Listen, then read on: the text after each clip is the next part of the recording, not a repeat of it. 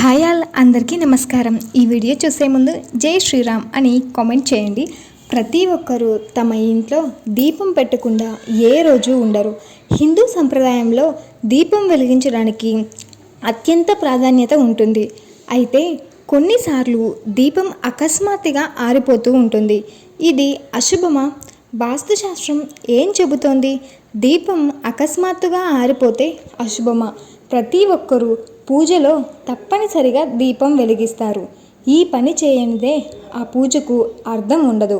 ఉదయం సాయంత్రం కొంతమంది పూజ చేసుకొని దీపం వెలిగించడం అనేది తరతరాలుగా వస్తున్న మన ఆచారం. అయితే ప్రతి శుభకార్యం దీపం వెలిగించుకోకుండా అస్సలు పూర్తి కావదు. ఈ ఆచారం శుభప్రదంగా పరిగణిస్తారు. మీరు ఆందోళన చెందకోకుండా దేవునికి క్షమాపణలు చెప్పుకొని మళ్ళీ దీపం వెలిగిస్తే సరిపోతుంది. అలాగే దీపం కొండెక్కింది అనాలి. దీపం కొండెక్కే వరకు ఉండాలి. మన అంతటా మనం ఎప్పుడూ ఆర్పకూడదు. అది అశుభం.